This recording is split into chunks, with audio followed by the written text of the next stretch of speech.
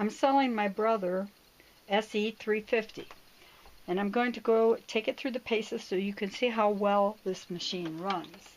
It's nothing worse than trying to buy something that doesn't run well. First, we're going to do, like any time, we have to fill the bobbin. So let's fill the bobbin with the automatic bobbin fill.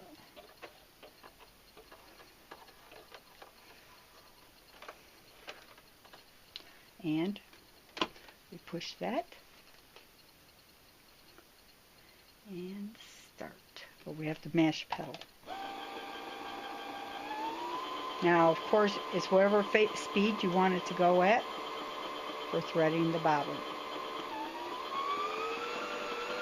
There's full speed. It also has a lever where you can control the speed through the lever. That also works with the stitching. Well, there you go. We're only going to fill this bobbin halfway. Alright, we're going to cut the bobbin thread. And we're going to place the bobbin in the machine. Of course, the instructions are located here on how to thread the machine. And then put the top on, cut the thread. We're going to thread the top of the machine. The instructions are located here on the machine. I'm one of those people, I don't take my stickers off. I don't know. Some people I'm like that. Sorry about that. So I follow the instructions that are down there on threading my machine. Alright, and let me go ahead and do my needle up, needle down, so I make sure my needle's in the right position. And I'm going to go ahead and use my automatic bobbin or automatic threader to show you how easy it is to use. Let me get to the other side. And voila! It is threaded. Just that simple. Works very well. I like the little threader on this. Nice. Alright, we're going to go ahead. We're just going to run a regular straight stitch here so you can see how well it works and how it sounds. And I'm going to put it at medium speed. This thing has been great for teaching my grandchildren, my granddaughters, how to sew. For the fact that this has a lever foot, so you have to drop your lever foot. It has an up-down needle position, a thread cutter, and reverse speed control. You have a top presser so that you have the pressure of the foot itself on the fabric. Default is 4. But that is what this is for. This is for how hard this foot is pushing on the fabric. Sometimes you don't want it to push real hard, and sometimes you do. You have two options. You can push the button to make it go. Oh, disconnect the controller. Okay, let's disconnect the controller. Push the button again, and it will sew.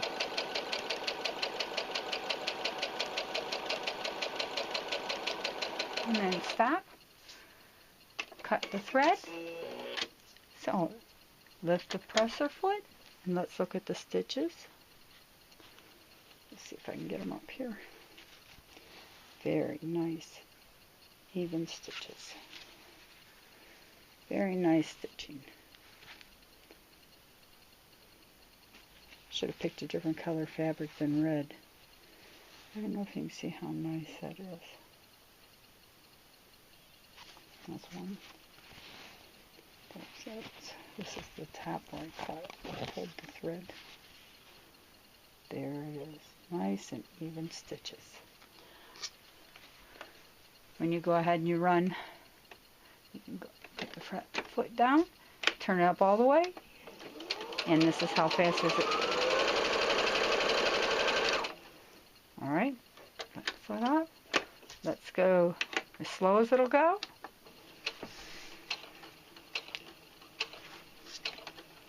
Awesome machine for a beginner. It has the ability to move up. You know, I mean, for anyone that is learning how to. So the up and down position and thread cutter. Love the thread cutter.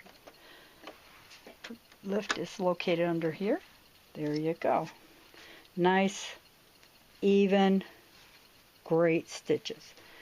It includes 67 built-in sewing stitches. It has 70 embroidery, 5 fonts, 20 frames, and 98 stitch functions. To change the stitches, you just go up in here and you find which one you want to go to. Let's pick something rather cute. I want to pick that one. It's finger, as you can see. Touch. It is ready. It says I'm going to use the J foot. I have the J foot on. I'm going to put it down and I'm going to go.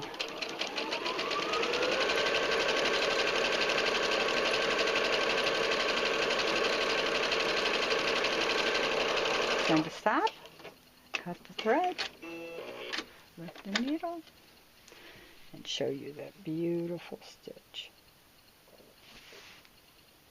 You hear how nice it sounds. All right, let's take it into another position that we want to do. Let's change it over to embroidery. Now, the machine will recognize when the embroidery unit is placed on. And of course you have to change the foot for the embroidery. So to get that off, sometimes you have to raise the presser foot a little higher. You have to take the entire shank thing off. When you're changing them normally, this little lever deck here disengages your foot, your feet. So we're going to go ahead and get the embroidery foot. Here it is, the embroidery foot for the machine, and we're going to place this on.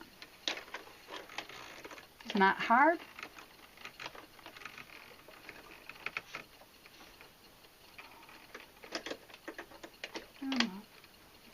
There we go.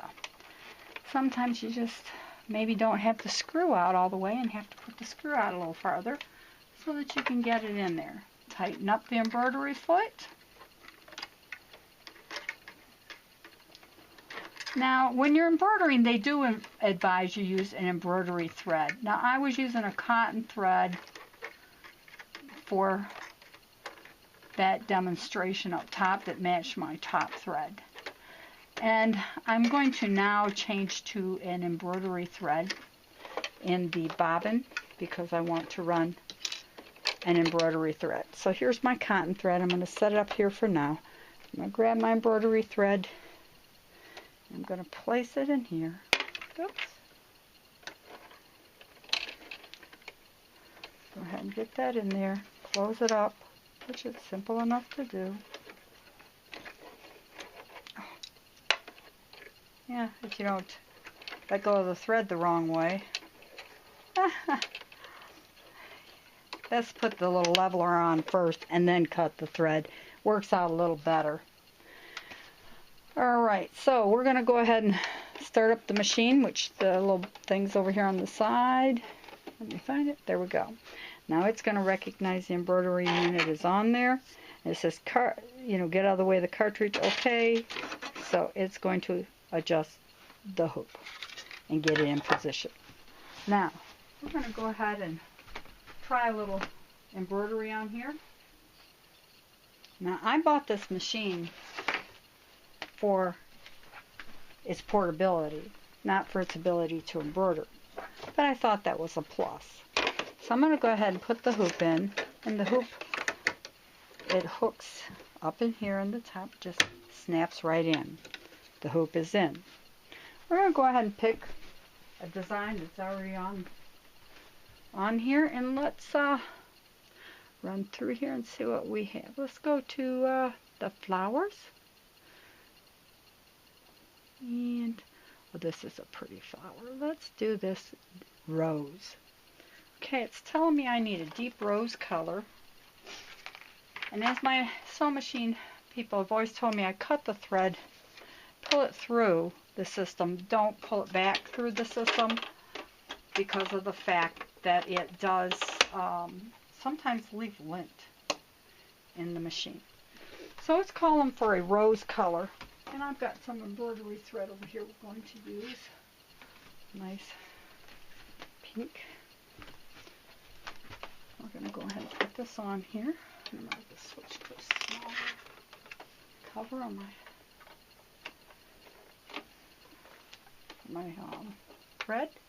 I thread the machine. That way you can hear how well it runs.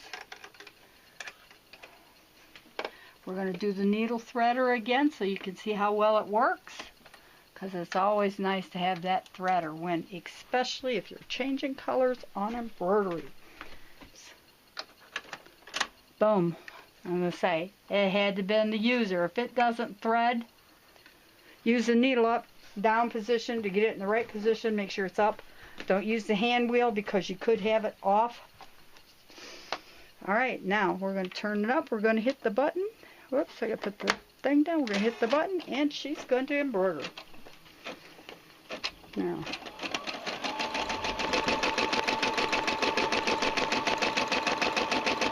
I'm going to stop it because I'm going to cut that little tail, because this doesn't cut the tails in the beginning like some of the really big machines do.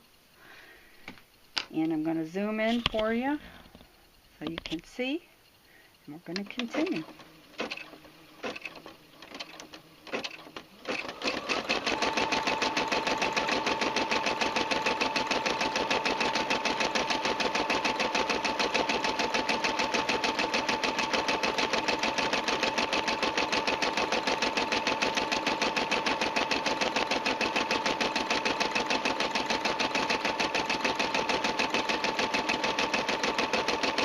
Listening to the machine,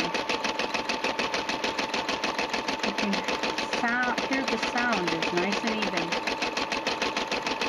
It stitches very well. It's been a dependable machine. The only reason, and now it wants to tell me to go to my second thread, and the second thread it wants me to do is a flesh pink. Now it did cut that thread when it stopped. I'm going to lift this foot up so that I can get a hold of that thread. Pull it out.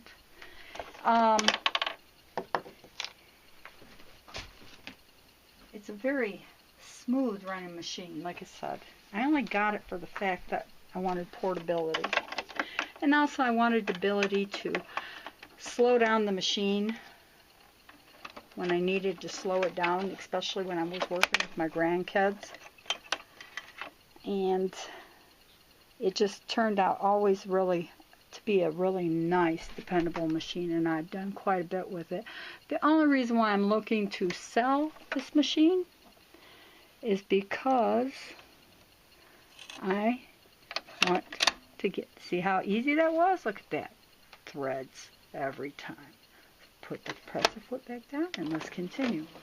The only reason why I want to sell it is because I'm finding I'm really getting more and more into quilting, freehand, and I want to get a bigger machine. So that's the only reason. And as you can see, it quilts, or it embroiders very nice, very nice. Now I'm going to go ahead and pause the video for this. We're going to finish this off. You've heard the sound. Sounds very good.